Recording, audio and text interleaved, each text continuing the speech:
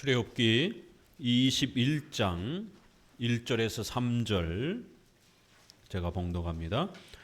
내가 백성 앞에 세울 율례는 이러하니라. 내가 히브리 종을 사면 그가 6년 동안 섬길 것이요 제7년에는 값없이 나가 자유할 것이며 그가 단신으로 왔으면 단신으로 나갈 것이요 장가 들었으면 그 아내도 그와 함께 나가려니와.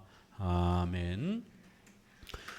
출애굽기 20장, 신명기 5장은 구약에서 십계명 10개를 아주 자세히 소개하는 유일한 본문입니다.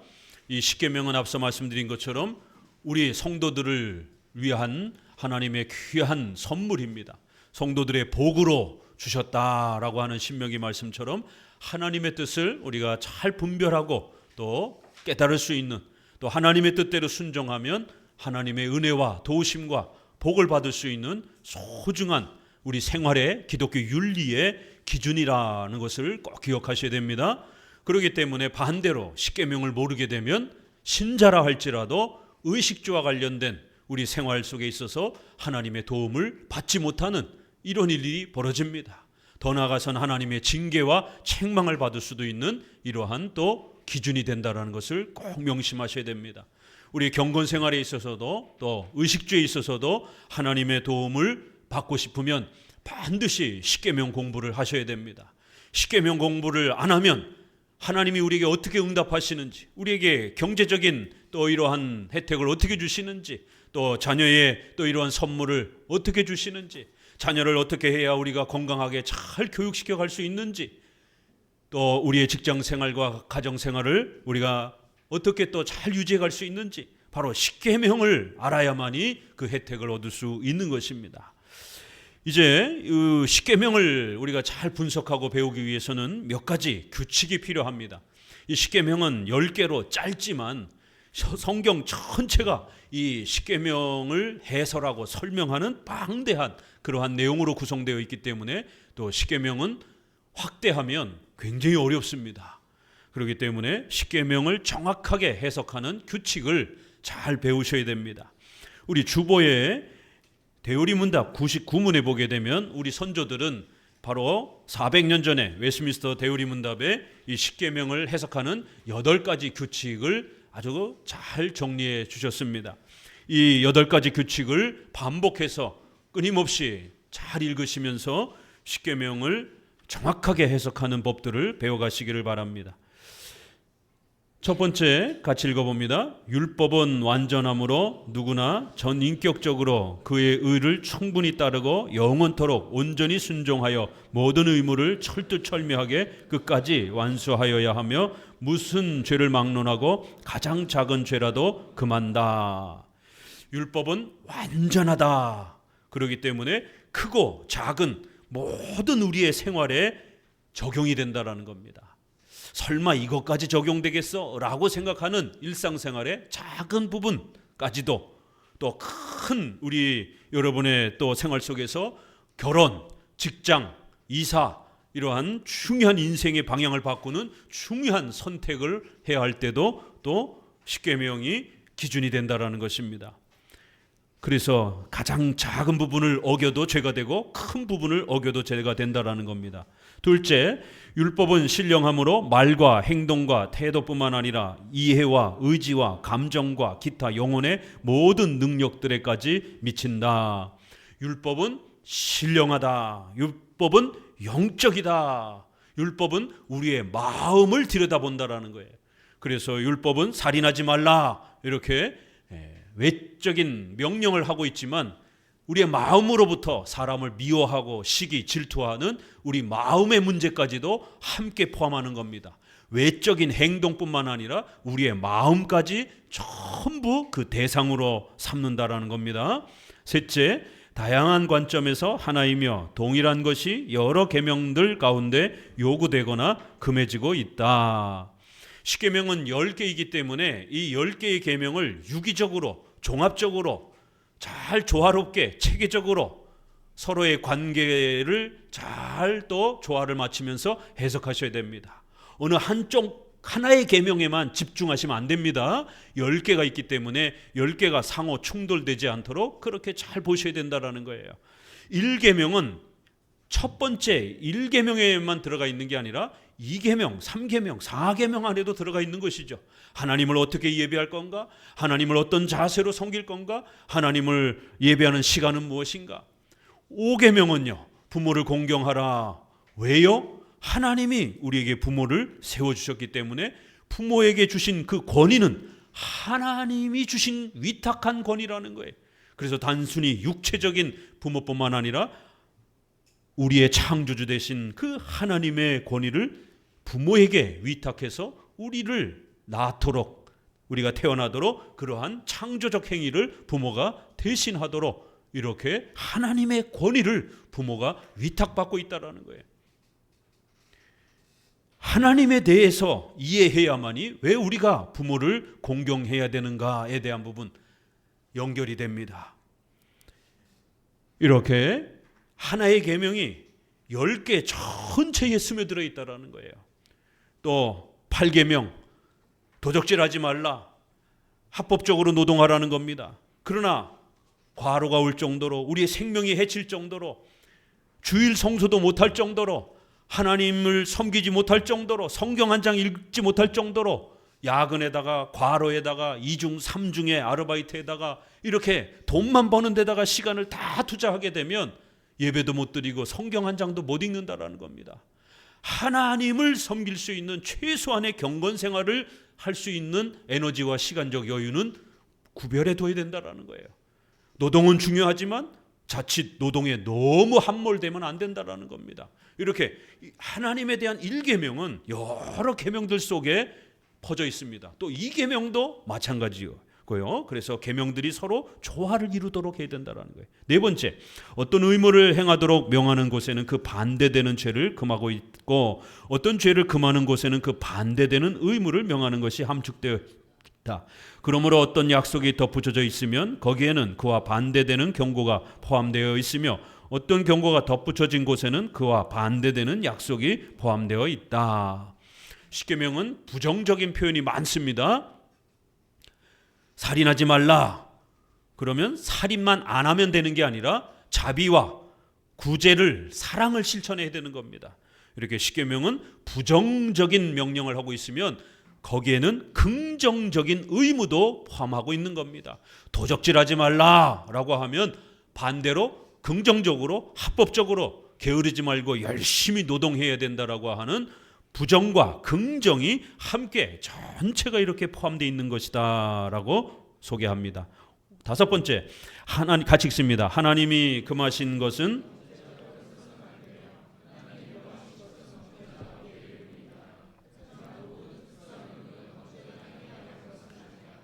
언제, 시간을 말하는 겁니다. 하나님의 명령은 구약, 신약, 오늘날 영원토록 우리의 삶의 기준입니다. 그렇지만 어떤 특수한 법들은 구약에만 해당이 됩니다.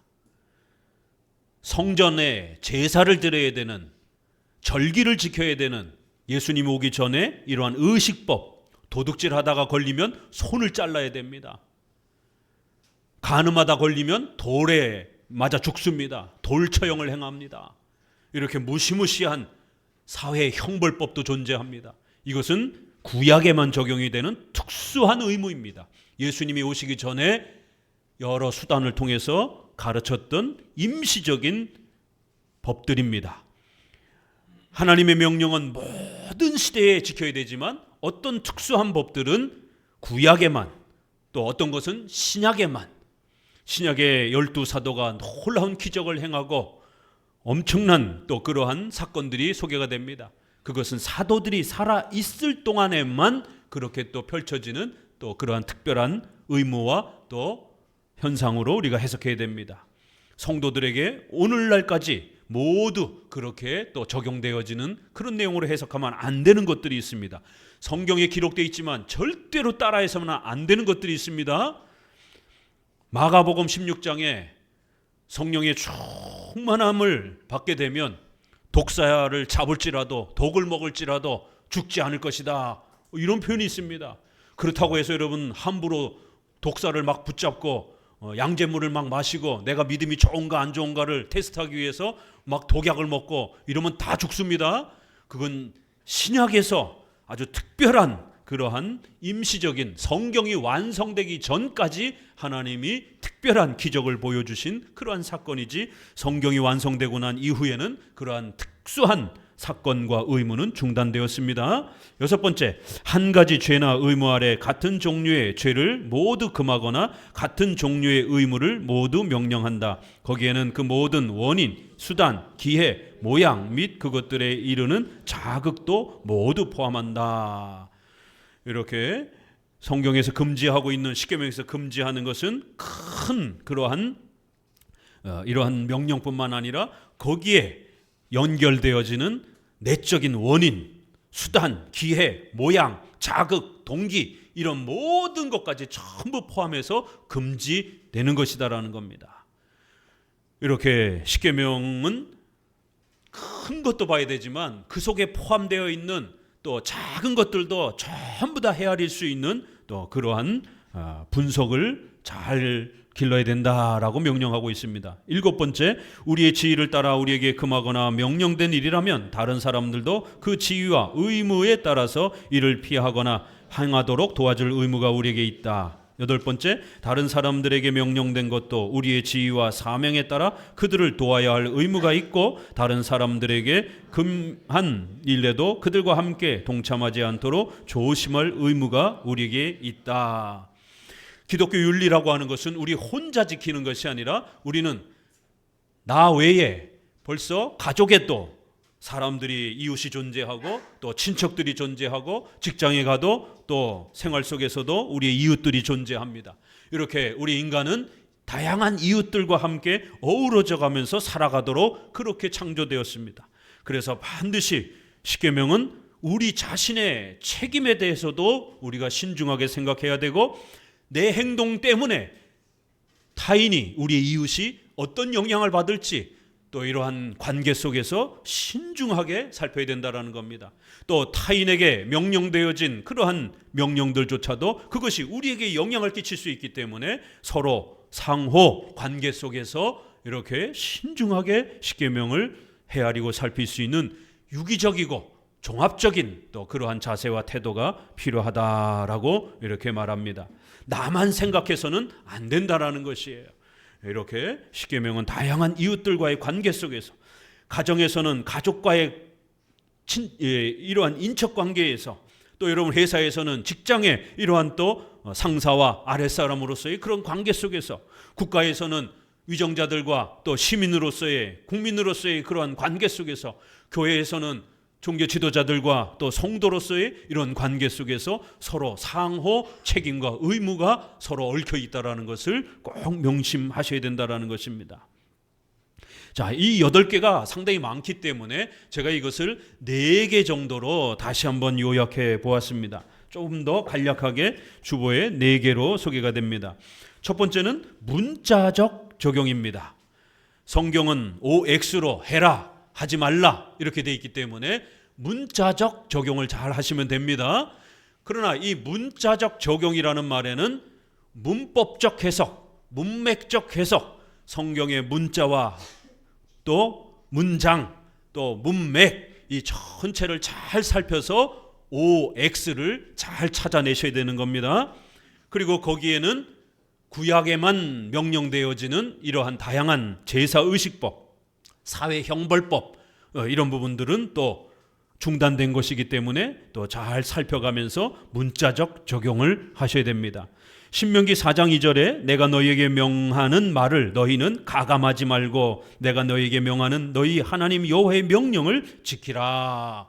성경에서 우리에게 명령하는 것을 절대로 우리가 함부로 빼면 안 됩니다. 축소하면 안 됩니다.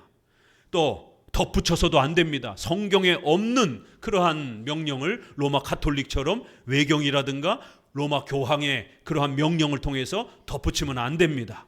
오직 성경에 있는 내용을 가감하지 말고 문자적으로 잘 OX를 따져서 우리가 지키면 됩니다. 두 번째는 종합적 적용입니다. 이 첫 번째는 성도들이 그나마 잘 하는데 이 두 번째부터 한국교회 성도들이 성경을 잘 해석하지 못합니다. 십계명을 어떻게 해석해야 될지를 어려워합니다. 바로 두 번째, 세 번째, 네 번째는 교회 안에서 제대로 훈련 받아본 적이 없기 때문에 그렇습니다.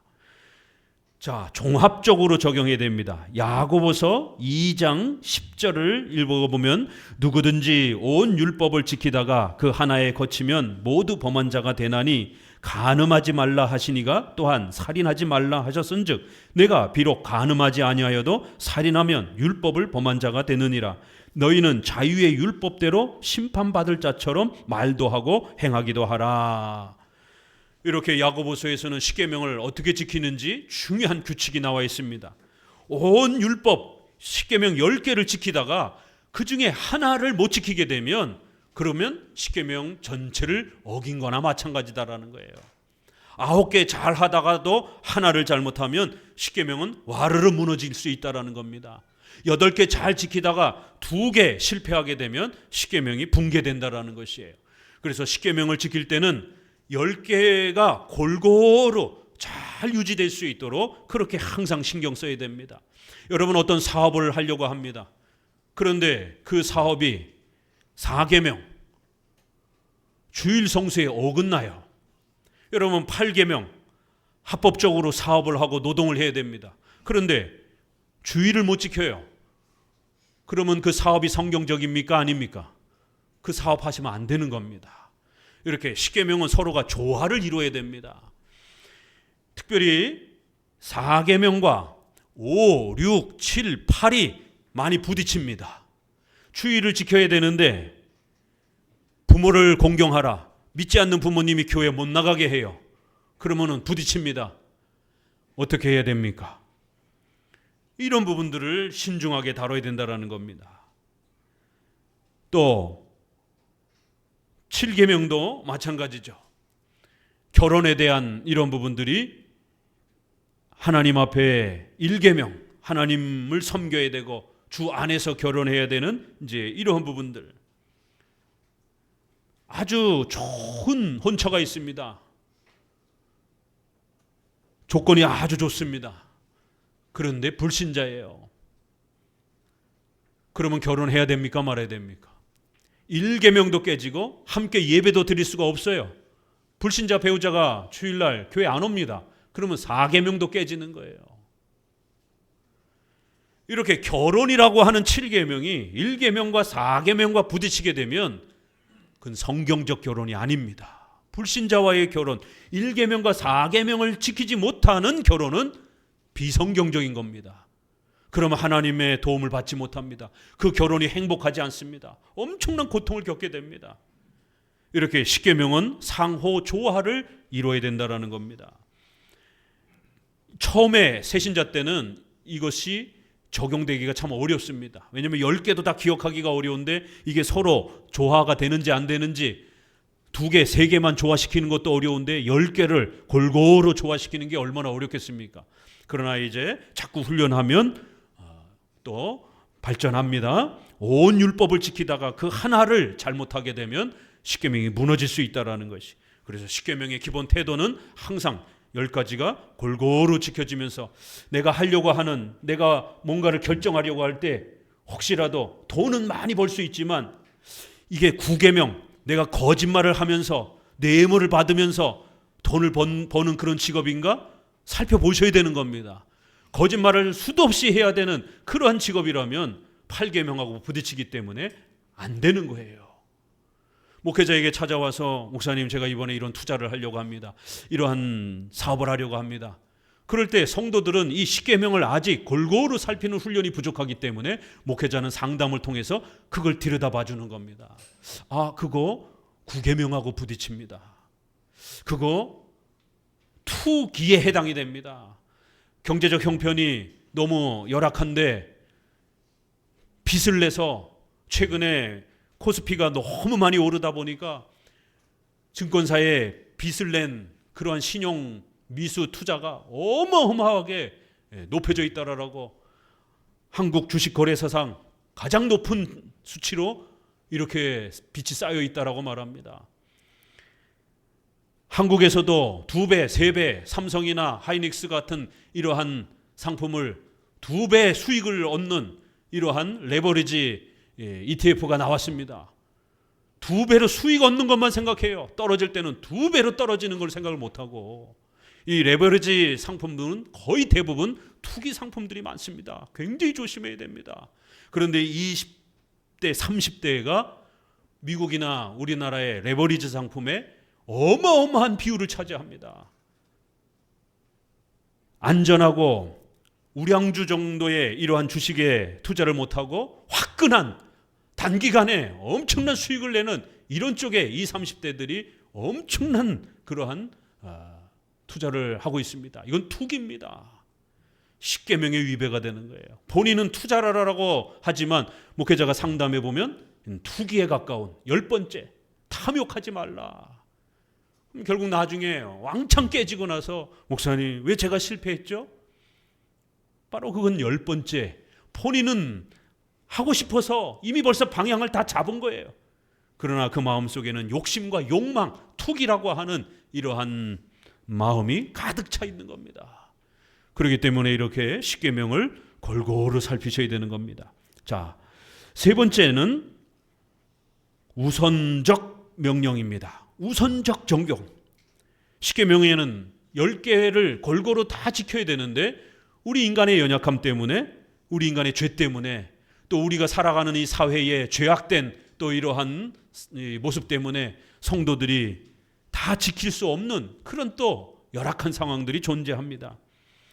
그럴 때 성경은 우선적인 것을 먼저 선택하고, 정말 어쩔 수 없을 때, 피치 못할 상황에 있을 때는 십계명의 일부를 포기하도록 하나님은 이런 엄청난 배려를 해줍니다. 두 번째 거, 전체를 잘 지키라, 이것만 너무 강조하게 되면은요 율법주의가 돼요. 아이들에게, 세신자에게 이거 다 지켜요 이러면 율법주의가 돼버려요. 그래서 세 번째, 우선적인 선택 하나 두 개만 하고 나머지는 포기해야 되는 이러한 배려, 어쩔 수 없는 부득이한 특수한 경우를 이해해 주는 거예요. 십계명에는 이런 놀라운 배려도 있습니다. 십계명은 절대로 막 강하게 막 밀어붙이는 이러한 율법주의가 아닙니다. 원칙이 분명히 존재합니다. 십계명의 원칙은 지켜야 돼요. 그러나 피치 못할 상황이 벌어지게 되면 배려를 해야 됩니다. 이 배려가 없으면 율법주의가 됩니다. 그래서 우선적인 거를, 원칙을 먼저 지키고, 원칙을 지킬 수 없는 그러한 특수한 상황에는 이렇게 차선책을 선택하는 겁니다. 이렇게 원칙과 배려, 우선과 차선, 이런 우선적 적용 원리가 발동이 되는 겁니다. 성경에 마태복음 6장 33절에 너희는 먼저 그의 나라와 그의 의를 구하라. 1계명부터 4계명이 10계명에 있어서는 우선적 순위가 되어야 됩니다. 때로는 그런데 마태복음 12장 7절에 나는 자비를 원하고 제사를 원치 아니하노라 하신 뜻을 너희가 알았다면 무죄한 자를 죄로 정치 아니하였으리라. 바리새인들이 뭘 실수했죠? 제자들이 배가 고파서 벼이삭을 막 잘라서 먹었어요. 그랬더니만 어떻게 안식일날 노동을 하느냐? 당신의 제자들이 노동 금지라고 하는 안식일 규정을 어겼다라고 하니까 예수님이 마태복음 이 7장에 나는 자비를 원하고 제사를 원치 않는다. 아직 예수님이 살아계신 때는 구약의 제사 제도가 엄격하게 요구되어지던 그런 시대입니다. 제사 안 드리면 죽습니다. 그런데 예수님이 파격적으로 뭐라고 명령하시는 거예요? 나는 제사 원치 않아. 나는 예배 원치 않아. 자비를 원해. 이렇게 말씀하신 것이에요. 안식일 준수가 중요한 게 아니라 배가 고픈 사람을 밥을 먹여야 되는 게 중요한 거야. 자비를 베푸는 게 중요한 거야. 이렇게 명령하시고 가르친 겁니다. 놀라운 파격적인 명령이죠. 아니, 주일 성수를 해야 되는데 주일날 예배 안 드려도 된다라는 거예요. 이런 파격적인 명령을 하는 겁니다. 특수한 경우에, 아주 부득이한 경우에 이렇게 배려가 작용이 된다라는 겁니다. 목숨이 달린 그런 때예요. 생명의 위협이 달린 그런 때. 국가가 위협에 처했을 때, 전쟁이나 자연재해나 질병에 이런 위협 앞에 놓여져 있을 때, 그때는 예배를 중단하고 피신을 해야 됩니다. 전염병이 창궐하게 되면 예배도 중요하지만 성도들의 생명도 중요한 겁니다. 로마 가톨릭이 중세시대에 흑사병이 돌 때에 이거 어떻게 처신해야 되는가, 사제들이 성당으로 오라고 불렀습니다. 그래서 성수를 뿌리고 기도를 받아야 흑사병에서 건강하게 살 수 있다라고 그렇게 성당으로 오라고 불렀습니다. 어떻게 됐겠습니까? 다 죽었어요. 왜요? 같이 모여 있으니까 전염이 더 빨리 된 거죠. 그럴 때 우리 종교개혁자들은 격리 개념을 사용해서 병자들을 다른 곳으로, 한 곳으로 모으고 건강한 사람들을 멀리 피신시켰습니다. 그리고 목사님들이 순번을 정해서 그 병자들을 돌보고 또 돌아가시면 장례를 치러주는 이러한 격리 개념을 세워서 성도들의 생명을 보호했습니다. 지난 코로나 때 똑같은 일이, 혼란이 벌어졌습니다. 현장 예배만 고집해야 되는 것인지 아니면 성도들을 피신시켜야 되는 것인지. 예배도 중요하지만 성도들의 생명을 보호하는 것도 중요한 겁니다. 4계명과 6계명이 서로 충돌을 할 때 어떻게 해야 되는가? 그럴 때 이 10계명을 배웠다라면 전염병이 확산되기 전까지는 끝까지 예배를 지켜야 됩니다. 종교개혁 시대 때도 흑사병이 도는 것 때문에 목사와 장로가 겁이 나가지고 자기 가족들을 먼저 빼돌리고 본인도 먼저 피신을 했습니다. 나중에 돌아왔을 때에 그 목사와 장로를 엄히 면직시켜 버렸습니다. 교회 지도자가 어떻게 제일 먼저 도망갈 수가 있느냐? 성도들을 피신시키고 제일 마지막에 피신을 가더라도 가야지. 이런 역사적 기록이 다 남아 있습니다.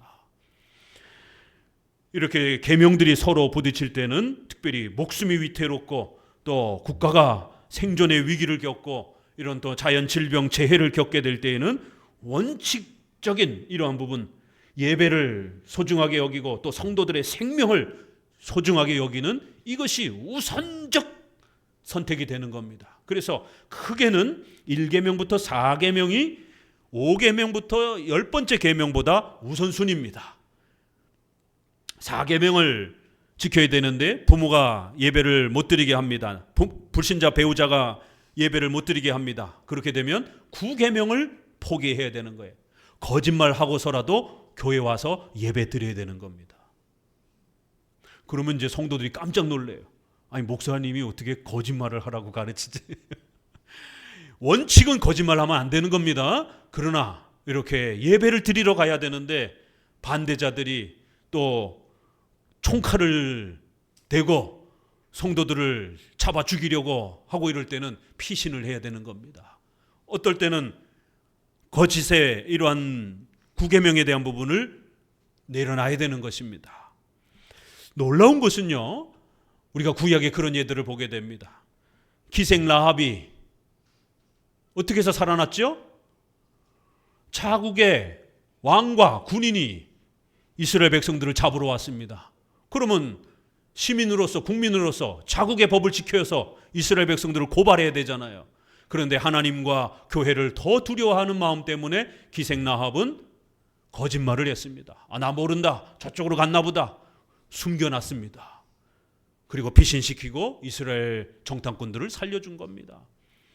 또 애굽의 이 산파들이 이스라엘 백성들이 태어날 때에 애굽의 왕이 남자는 전부 죽이라고 명령했습니다.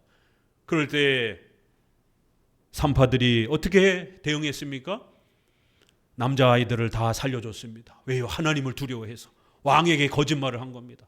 히브리 여인들은 힘이 너무 좋아서 우리가 가기도 전에 벌써 애를 다 낳았습니다.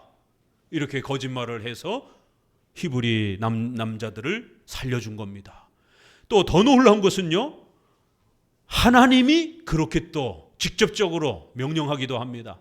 사무엘이 다윗을 기름 부으러 갑니다. 왕이 버젓이 있는데 다른 왕을 세우려 가려고 합니다. 왕에게 발각이 되면 사무엘을 죽습니다. 그러니까 하나님께 하소연합니다. 만약 내가 다른 왕을 세우러 간다라고 정직하게 말하면 사울이 나를 죽일 텐데 하나님 어떻게 해야 됩니까? 하나님이 뭐라고 대답하셨습니까? 제사 드리러 간다라고 이렇게 얘기해라. 이건 분명히 거짓말입니다. 다른 왕을 세우기 위해서 기름 부으러 가는 것입니다. 그렇지만 제사도 드리는 겁니다. 제사하는 중에 기름도 부어주는 거니까. 그럴 때에 다 이야기할 필요는 없다라는 거예요. 생명이 위급한 이런 문제는 사무엘의 생명을 보호해야 되기 때문에 왕에게 전부 다 말하지 말고 일부분만 말하라는 것이, 이게 지혜라는 겁니다. 이거 잘 사용해야 됩니다. 이거 잘못 사용하게 되면 핑계거리가 돼가지고 거짓말을 밥 먹듯이 할 수 있는 또 이런 핑계가 될 수도 있습니다. 원칙적으로는 정직해야 됩니다. 그러나 고자질이 정직은 아닙니다. 이걸 헷갈려 하면 안 됩니다. 부인이 오늘 나 뭐 바뀐 거 없어? 오늘 나 예뻐 안 예뻐? 이러면 남편이 뭐 어제 얼굴이고 그 얼굴이고 오늘 얼굴이 그 얼굴인데 똑같아. 아니면 얼굴이 더 부은 것 같아. 이렇게 정직하게 말하면 안 되는 겁니다. 어제보다 더 예뻐. 아니 그게 거짓말입니까? 보는 관점에 따라 더 이쁠 수도 있는 거죠. 그러니까 이런 부분에 있어서 지혜로움이 필요한 거예요. 회사에서 상사의, 부하 직원의, 동료의 이런 모든 부분을 시시콜콜 전부 다 이야기하면 그건 고자질이 됩니다. 때로는 덮어야 될 사사로운 이러한 내용들은 덮어야 될 내용이 있습니다. 그러나 회사에 중대한 어떤 피해를 입힐 부분이 있다면 당연히 그거는 상사에게 정직하게 얘기를 해야 되죠. 그러니까 고자질과 정직이 다르듯이 모든 내용을 전부 다 까발리고 전부 다 매 순간순간마다 다 이야기하면 그건 어린애 같은 수준입니다. 아이들이 그렇잖아요. 오늘 엄마가 뭐 했어? 아빠가 뭐 했어? 그러면 다 얘기하잖아요. 상황을 살피지 못하고. 그러나 어른은 이거를 말해야 될지 말하지 말아야 될지, 이게 말해서 대가 될지 안 될지 이걸 충분히 헤아려야 됩니다. 이렇게 각 계명 간에 충돌이 나게 되면 또 생명이 위태로울 때 국가의 이러한 또 생존을 위해서 거짓말이라고 하는 이런 부분을 또 포기할 수도 있습니다. 특별히 우리가 또 6계명과 9계명이 충돌을 할 수도 있습니다. 살인하지 말라, 생명을 지키라는 것이죠. 개인의 생명, 국가의, 국민들의 생명을 보존해야 됩니다. 그런데 경찰이 범인을 잡으러 가야 되는데 똑똑똑 하면서 누굽니까? 그러면 나 경찰입니다. 이렇게 들어가면 범인들이 다 도망가죠. 또 기자들이 사회의 이러한 부조리들을 고발하기 위해서, 사회를 건강하게 유지하도록 하기 위해서 기자들은 끊임없이 또 이러한 어두운 부분을 조사하고 살펴서 국민의 알 권리를 충족시켜야 됩니다. 그럴 때 알바로 위장도 하기도 하고 그렇게 가야 되는데 나 기자요 하고 들어갈 수 있습니까? 그럴 때 자신의 신분을 속이고 또 그렇게 행동하는 이러한 국가의 특별한 직업에 이러한 해당이 되는 또 직무를 갖고 있을 때에 그들이 시시때때로 직업상 이러한 특수한 의무 때문에 거짓말을 해야 되는 상황이 벌어집니다. 그러면 허용이 되는 것이. 그러니까 이러한 지혜로움을 모르게 되면 특별히 경찰이나 이런 검찰 또 이러한 특수한 직업군에 있는 우리 크리스찬들이 엄청난 양심의 가책을 받습니다. 특별히 이제 우리 성도 중에도 의사 선생님이 계시는데 의사 선생님도 마찬가지예요. 환자를 대할 때에 너 내일 죽어 이렇게 치료하는 의사는 없습니다. 가능한 한 살려보려고 애를 쓰는 것이고 살 수 있다라고 하는 것도 거기에 거짓말이 포함이 될 수도 있고 또 확률에 따라서 어느 비율에 또 죽을 수 있는 확률이 더 많지만 그래도 열심히 치료해 봅시다. 살 수 있습니다. 라고 희망적인 말을 하는 걸 갖다가 그걸 거짓말이라고 이렇게 단정을 해버리게 되면 의사로서 직업에 근무할 때 얼마나 큰 고통을 겪겠습니까? 이러한 생명을 유지하고 또 국가를 유지하는 이러한 특수한 또 이러한 직업군, 특수한 경우와 사례에 있을 때는 배려, 차선책이 작동된다는 사실을 꼭 명심하셔야 됩니다. 하나 더 예를 들어 보면은요, 마태복음 19장 7절에 여짜오되 그러하면 어찌하여 모세는 이혼 증서를 주어서 내어버리라 명하셨나이까? 예수께서 가라사대 모세가 너희 마음에 완악함을 인하여 아내 내어버림을 허락하였거니와 본래는 그렇지 아니하다. 성경에 놀라운 명령이 나옵니다. 사무엘 사건처럼 7계명 이혼하면 안 됩니다. 간음과 유기 외에는 이혼하면 안 됩니다. 하나님은 이혼을 싫어한다라고 분명히 명령하셨습니다. 그런데 모세에게 이혼 증서를 써줘서 이혼을 시키라는 겁니다. 왜요? 히브리 남자들이 이 성적 욕구를 억제하지 못해서 핑계를 대고 처녀가 아니다라고 하는 이런 핑계를 대고 다른 여자를 취하는 이러한 바람을 피는 이런 많은 행동들을 하면서 아내와 아이가 굶어 죽도록 방치하고 이런 경우들이 많았기 때문에 이혼 증서를 써서 합법적으로 재혼할 수 있는 길을 열어주라고 명령하신 것입니다. 하나님이 이혼 증서를 명령하신 것이. 그러니까 이렇게 어떤 거는 더 큰 죄악을 범하지 못하도록 작은 죄를 허용하시는 것이. 이건 하나님이 기뻐하셔서 적극적으로 명령하는 이런 개념이 아니라 소극적으로 죄를 막기 위한 부정적 대응입니다. 우리 인간의 죄와 인류 사회의 악 때문에 우리 성도들이 그 죄악된 세상 속에서 생명을 보존하며 살아가기 위해서는 이러한 특수한 대처 방법이 필요하다라는 것이. 만약 그렇지 않다면 성도들은 살 수가 없는 겁니다. 다 굶어 죽는 겁니다. 이렇게 세 번째는 원칙과 배려라고 하는 아주 특수한 명령이 존재합니다. 그래서 우리 성도들이 세 번째를 특별히 잘 적용해야만이 아주 높은 수준으로 십계명을 적용할 수 있습니다. 자, 네 번째는 상식적 적용입니다. 일반 은총을 적용하는 겁니다. 로마서 14장 18절을 보면 이로써 그리스도를 섬기는 자는 하나님께 기뻐하심을 받으며 사람에게도 칭찬을 받느니라. 이러므로 우리가 화평의 일과 서로 덕을 세우는 일을 힘쓰나니 식물을 인하여 하나님의 사업을 무너지게 말라.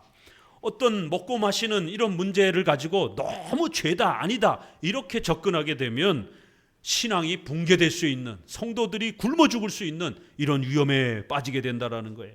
그래서 성경에 문자적으로 또 성경의 교리적으로 충분히 우리가 살펴봤는데도 어떤 답이 없으면 그때는 어떻게 됩니까? 일반 상식을 사용하라는 거예요. 그래서 성경에는 이렇게 특별 계시, 우리 오늘 시편 19편 찬송 불렀잖아요. 하늘의 달과 구름과 자연이 하나님을 이야기한다라는 거예요. 말도 없고 언어도 없는데 우리의 이런 모든 자연의 구조가 하나님의 살아계심을 이야기한다라는 겁니다. 일반 계시. 이렇게 하나님은 자연 만물을 통해서도 하나님의 뜻을 우리에게 가르쳐 줍니다. 여러분, 어떻게 삼성과 SK에 들어가는지 취업할 수 있는지 성경에 나와 있습니까? 안 나와 있습니다. 성경만 열심히 읽고 기도 열심히 하면 삼성에 취업이 됩니까? 안 됩니다. 삼성에 취업되기 위해서는 학원을 다녀야 되고 열심히 공부를 해야 됩니다. 토플, 토익이라든가 이런 영어 점수도 높여야 됩니다. 이거는 세상에서 돌아가고 있는 상식적인 그러한 관습과 법을 따라야 되는 것이지 성경에 우리가 어떻게 취직하는지 세부적인 규정이 나와 있는 게 아닙니다. 여러분, 내 집 마련을 할 때 아파트를 사야 될지 빌라를 사야 될지 어느 지역에 있는 걸 사야 될지 성경에 구체적으로 나와 있습니까? 없습니다. 성경은 사유재산에 대한 그 소중함만 이야기하고 있지 합법적인 노동만 얘기하고 있지 구체적으로 여러분이 몇 평짜리를 사야 되는지 어느 지역을 사야 되는지 어디로 이사를 가야 되는지 구체적으로 안 나와 있습니다. 그건 여러분이 철저하게 국가법, 상식, 관습, 도덕, 예절, 우리의 이러한 한국의 문화 이런 걸 충분히 헤아려서서 전세 사기 당하지 않도록 부동산 전문가들에게 등기부, 등본, 근저당 설정하는 법들을 우리 젊은이들은 열심히 배우고 철저하게 공부를 해야 사기당하지 않습니다. 성경에 등기부, 등본 보는 법이 나와 있지 않습니다. 이건 부동산 전문가들에게 배워야 되는 겁니다. 이렇게 성경에 구체적으로 세부적으로 명령되어 있지 않는 것들은 일반 계시, 일반 은총이라고 하는 국가의 법, 상식, 도덕, 예절, 이러한 학교, 병원, 의료, 교육, 이런 우리의 통상적인 상식적이고 합리적인 우리의 이러한 판단 기준을 가지고 상식적으로 판단하시면 되는 겁니다. 크리스찬들이 이 상식적 판단을 굉장히 두려워하고 어려워합니다. 어떻게 믿음으로 판단을 해야지 어떻게 불신자들처럼 상식적으로 판단을 하는가? 아니요. 특별 계시, 일반 계시, 성경이 우리에게 하나님의 뜻을 가르쳐주는 특별 계시가 있고요. 세부적인 성경에 나와 있지 않는 것들은 일반 계시, 자연과 국가와 우리의 삶의 도덕, 문화를 통해서 하나님은 우리가 어떻게 먹고 살아가는지에 대한 기본적 지식을 가르쳐줍니다. 우리가 성인병에 걸리지 않기 위해서 어떻게 조심해야 되는지 그 성경에 없습니다. 고지혈증이라든가 이 당뇨병이라든가 이거 어떻게 치료해야 되는지 이게 성경에 아무리 들여다봐도 없습니다. 그건 의사 선생님한테 여쭤봐야 되는 거예요. 이건 상식적으로 행동해야 되는 겁니다. 모든 것을 기도하고 결정하는 게 아닙니다. 당연히 우리가 기도는 전제돼야 되지만 성경에 세부적으로 없는 것들은 일반 상식과 합리적인 국가의 이러한 법률을 벗어나서는 안 되고, 수천 년 동안 인류가 먹고 사는 법에 있어서 어떤 버섯은 독버섯이고 어떤 버섯은 맛있는 버섯인지 그건 성경에 없습니다. 그거는 그 버섯을 오랫동안 팔았던 사람, 또 버섯의 그러한 모든 것들을 정리해 놓은 책을 통해 가지고 우리가 경험을 사야 되는 것이지 성경에 없습니다. 독버섯 먹다가 죽습니다. 이렇게 성경과 상식을 조화를 맞춰서 사용하는 겁니다. 그래서 맨 나중에 마지막은 상식적 적용. 이렇게 그래서 성경에는 화평의 일과 서로 덕을 세우는 일을 하라. 이 덕스럽게 결정하라. 이게 굉장히 어려운 말이에요. 이 덕스럽게가 어떻게 결정하는 거예요? 이건 상식을 말하는 겁니다. 이성적으로, 상식적으로, 합리적으로. 그래서 우리 한국에서는 예절에 어긋나는 또 이런 행동을 하면 안 됩니다. 어른들을 보면 절을 해야 됩니다. 그러나 서양 사람들은 악수를 하는 것입니다.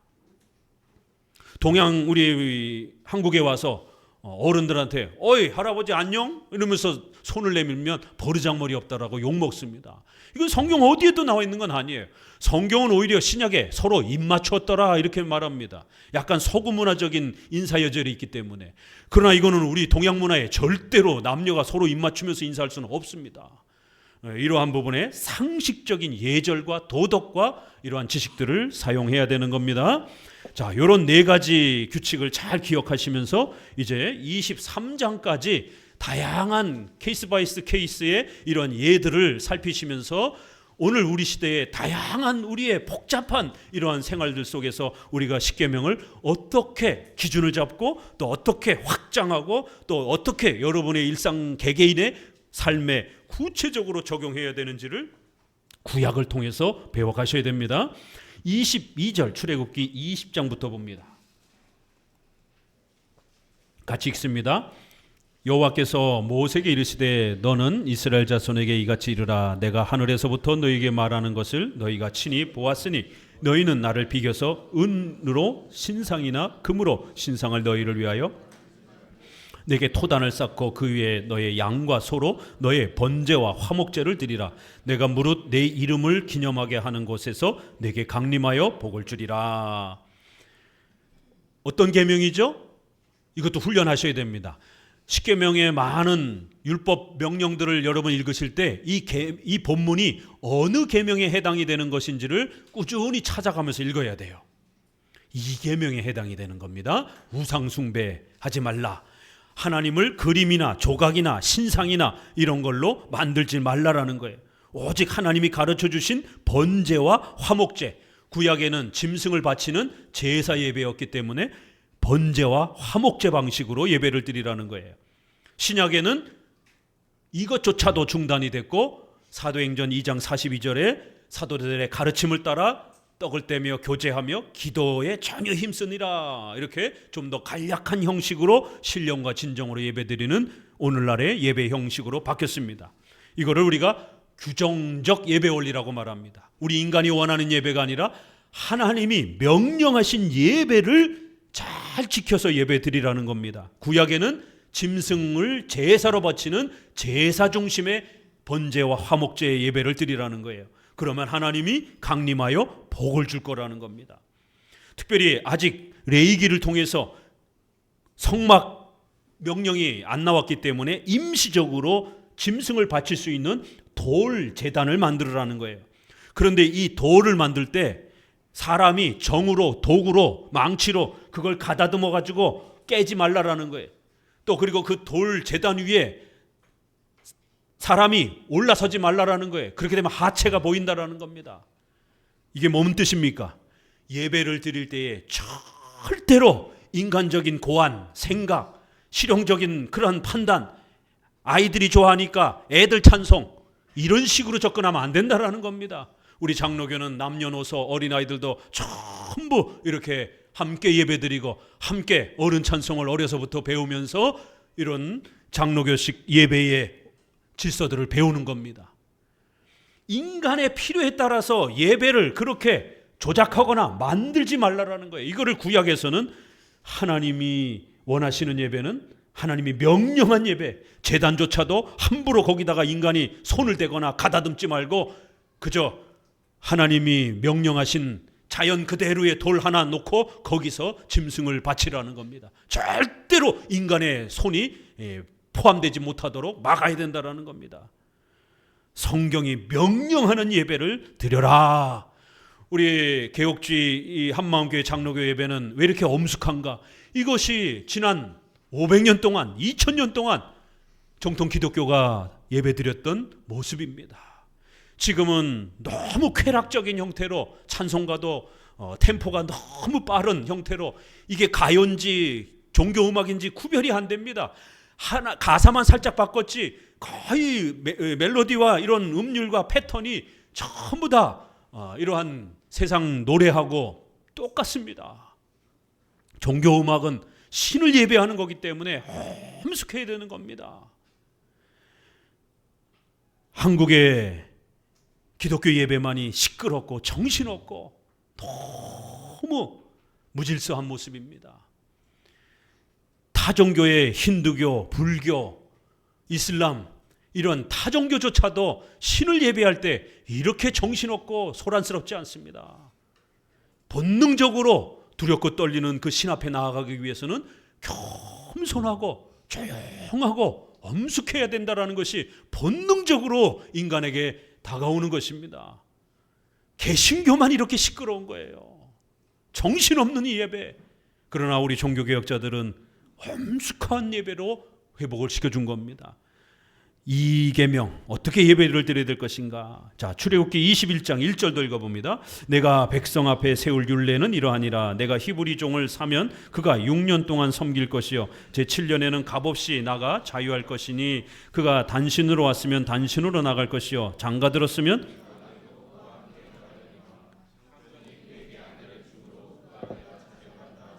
그 아내와 자식들은 상전에게 속할 것이요 그는 단신으로 나갈 것이로되 종이 진정으로 말하기를 내가 상전과 내 처자를 사랑하니 나가서 자유하지 않겠노라 하면 상전이 그를 데리고 재판장에게로 갈 것이요 또 그를 문이나 문설주 앞에 데리고 가서 그것에다가 송곳으로 그 귀를 뚫을 것이라. 그가 영영이 그 상전을 섬기리라.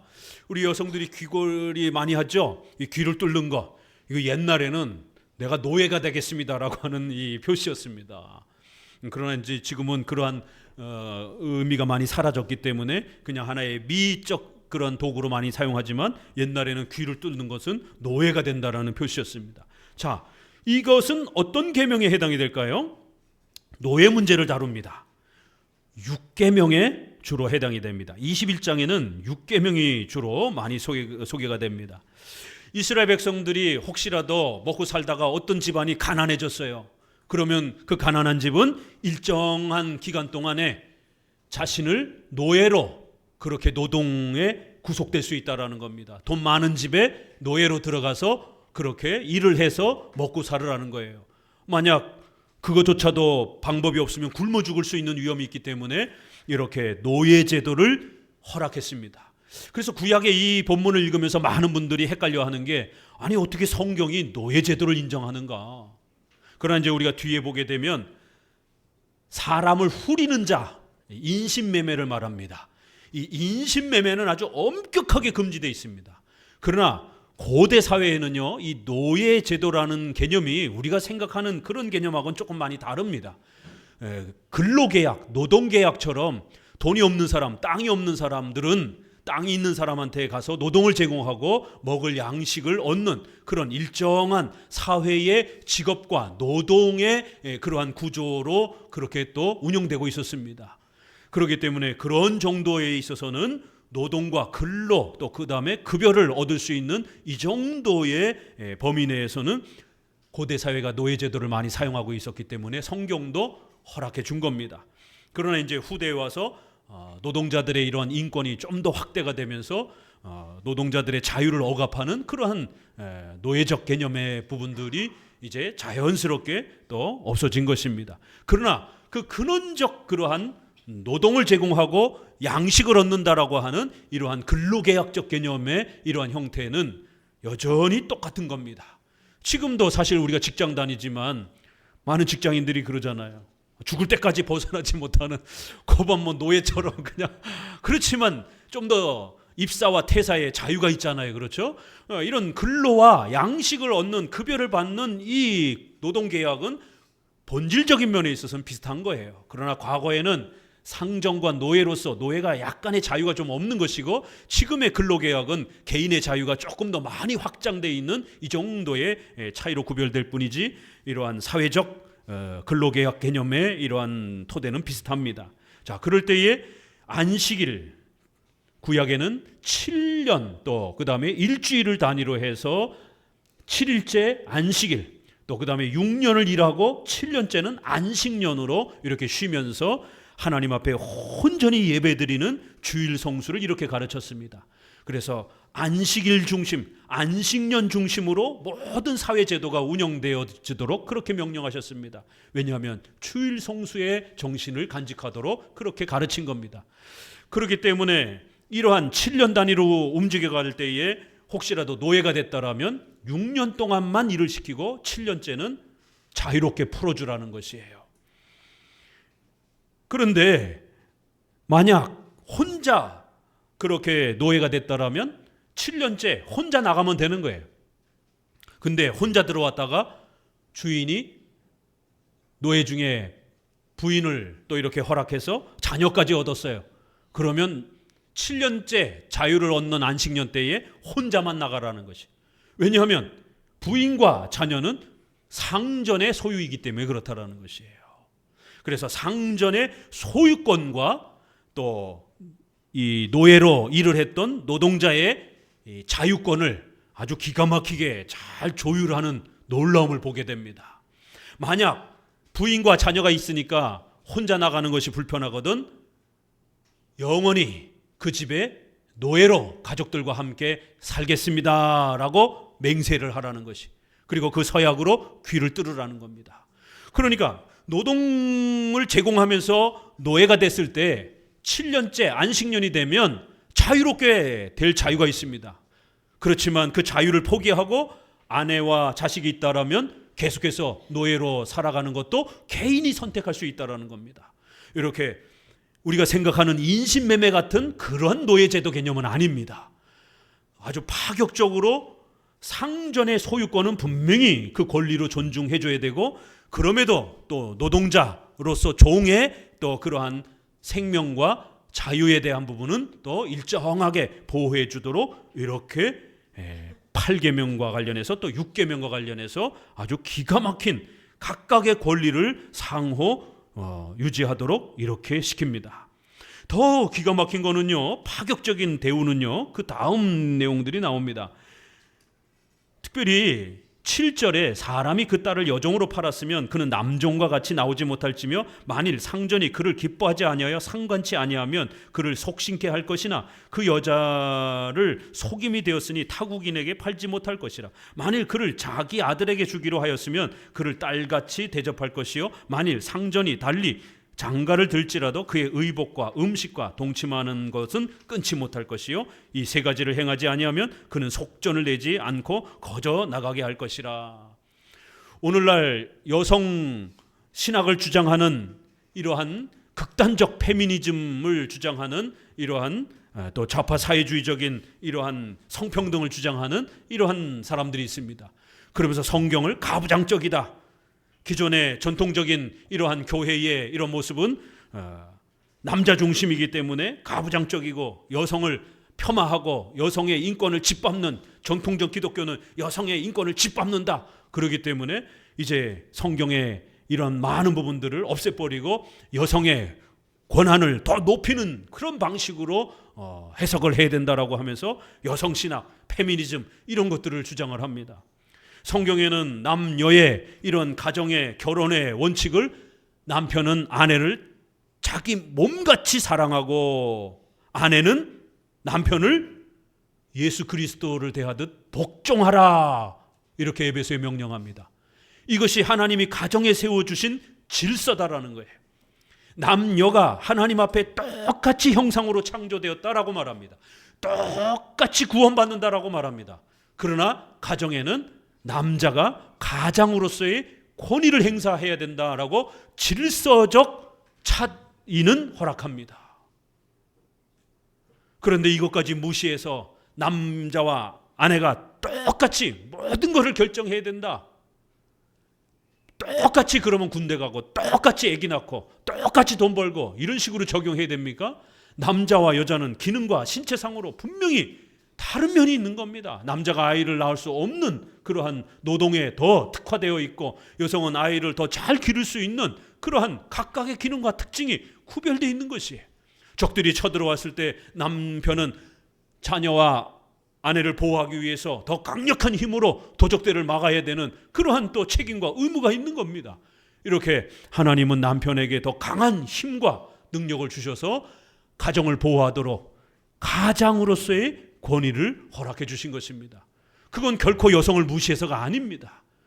가정도 최소한의 여러 사람들이 모여있는 하나의 인간 사회이기 때문에 질서가 있어야 되는 겁니다. 질서가 없으면 뒤죽박죽이 되는 겁니다. 성경은 수천 년 전에 어떤 파격적인 여성에 대한 인권을 보호하고 있습니까? 남자가 종이 되었을 때는 그렇게 안식년을 기준으로 해서 일하다가 자유를 얻으라는 겁니다. 그런데 여성이 노예가 됐을 땐 다르다라는 겁니다. 여성이 노예가 됐을 때 특별히 그 상전의 첩으로 들어올 수도 있다라는 거예요. 왜냐하면 여성은 성적인 또 이 부분이 있기 때문에 남자가 그 여성이 마음에 들어서 자기의 첩으로 이렇게 두고 성관계를 맺어버렸어요. 그러면 여성을 자유케 해줄 때는 함부로 대하면 안 된다라는 거예요. 왜냐하면 여성은 성적인 연합이 이루어졌기 때문에 부인처럼 대우하라는 거예요. 여러분 2000년 신약까지 그리고 거기서부터 또 2000년 한 4000년 전에 어마어마한 고대 사회에 성경은 벌써 여성의 이 자유권을 이렇게까지 보호합니다. 이 시절에요 노예는 사람이 아닙니다. 우리 조선시대만 봐도 사람이 아니에요. 짐승이에요. 그냥 주인의 그냥 물건입니다. 그런데 성경은 노예를 둘 수는 있다라는 거예요. 또 가난한 사람들이 땅이 없으면 굶어 죽잖아요. 그렇기 때문에 땅이 있는 사람한테 가서 농사를 짓고라도 양식을 얻어야 된단 말이에요. 그러한 생명의 보호장치 형태로도 이 노예제도를 사용했고, 특별히 여성들은 성의 문제가 발생이 되기 때문에 만약 상전이 그를 취했고 그런데 그를 기뻐하지 아니하고 상관치 아니하면 더 이상 부부관계를 이런 성적 관계를 맺지 않는다라면 속신케 하라는 거예요. 자유를 주라는 겁니다. 더 이상 가까이 대하지 않는다라면 그 성적인 연합만 된 것으로도 여성이 그 남자에게 충분한 대가를 지불했기 때문에 여성은 자유를 주도록 대우해 주라는 거예요. 절대로 노예처럼 타국에다가 물건처럼 팔면 안 된다라는 겁니다. 성경이 이렇게 대단한 겁니다. 어디 성경이 여성을 폄하하고 여성을 무시하고 짓밟습니까? 세상에 3000년, 4000년 전에 어느 사회에서 여성을 이렇게 대우합니까? 지금 이란 보십시오. 중동의 많은 이슬람 국가 보십시오. 히잡 다 뒤집어 쓰고 그 더운 나라에서 여성은 학교도 직업도 못 갖고 그냥 가정에서만 있고 여성의 인권이 지금도 여전히 짓밟히는 그런 시대가 수두룩합니다.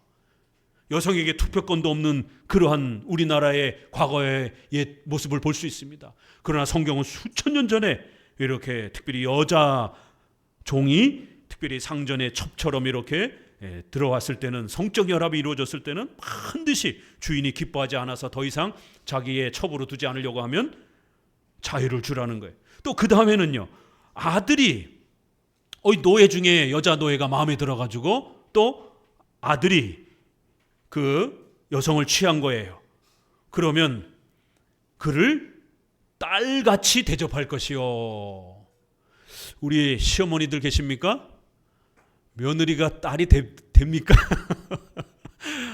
딸같이 대우를 하라고 하지만 참 딸 대우하기가 쉽지 않습니다. 며느리들도 시부모도. 그런데 성경에 벌써 수천 년 전에 딸같이 대하라고 하는 이런 엄청난 파격적 명령이 나옵니다.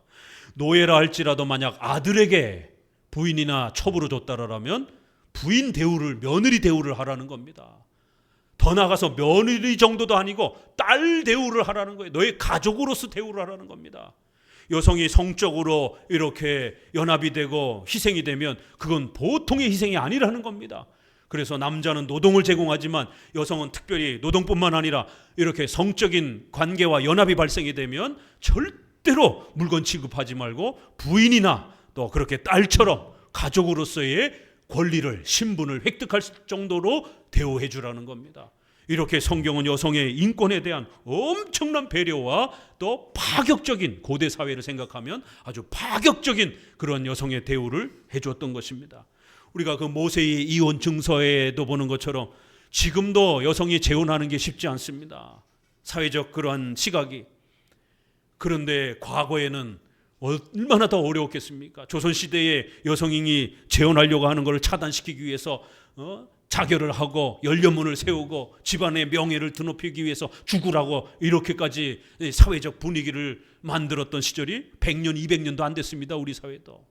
그런데 성경은 남자들의 이런 못된 욕망 때문에 여성들이 막 버려질 때에 그 여성들의 생존을 보호하기 위해서 성경에는 과부와 고아를 돌아보라는 말이 얼마나 많습니까? 그 과부와 고아가 바로 그런 형태로 버려지는 것이에요.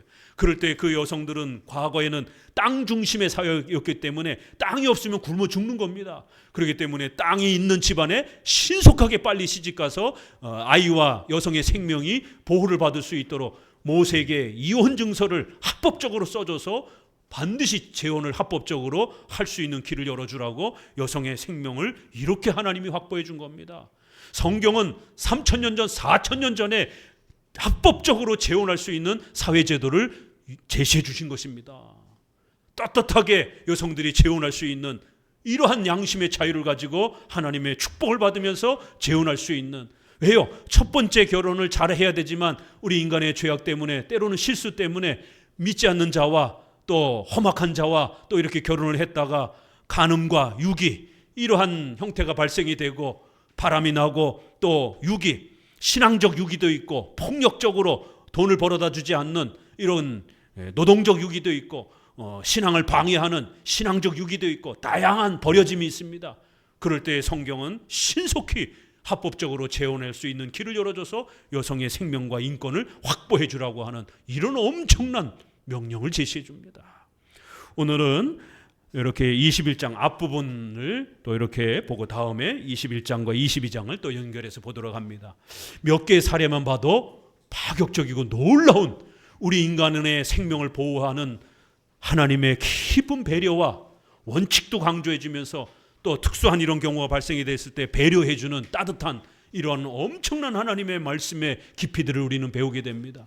우리 사회가 아직도 이러한 여성의 인권과 권위를 제대로 확보하지 못하는 그러한 연약함이 있습니다.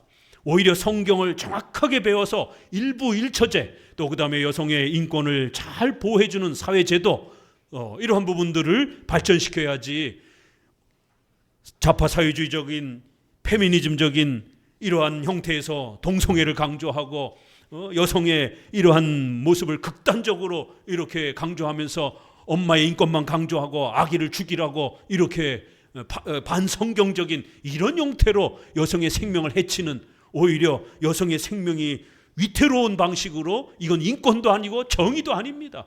오히려 상식적으로도 여성이 훨씬 더 위험해질 수 있는 것이고, 결국 여자가 된 남자들이 모든 것을 지배하고 스포츠라든가 모든 경기에서도 여성들을 압도해버리게 되면 여성의 인권과 사회적 진출과 모든 것들이 파괴가 되는 겁니다.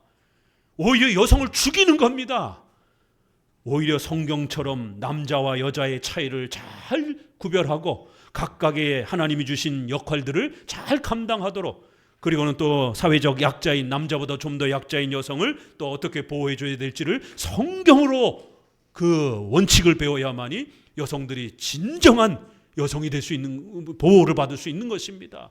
최근에 그 정부에서 병원에 남녀 구분 없이 한꺼번에 다 입원시킬 수 있겠다라고 제도를 바꾼다고 해서 지금 아주 난립니다. 그러면 누가 제일 피해를 입습니까? 거기서 옷 갈아입어야 되고 그 치료를 해야 되는 여성들이 제일 큰 피해를 당하고, 가뜩이나 잘못하면 밤에 자다가 성추행도 당할 수도 있고, 그 남자들의 성적인 그런 욕망과 이런 것들을 어떻게 억제할 겁니까? 옆에 여자가 있는데. 화장실에서도 그렇게 남녀 이런 부분들을 혼합시켜 놨을 때 제일 피해를 당하는 건 연약한 여성들인 것입니다.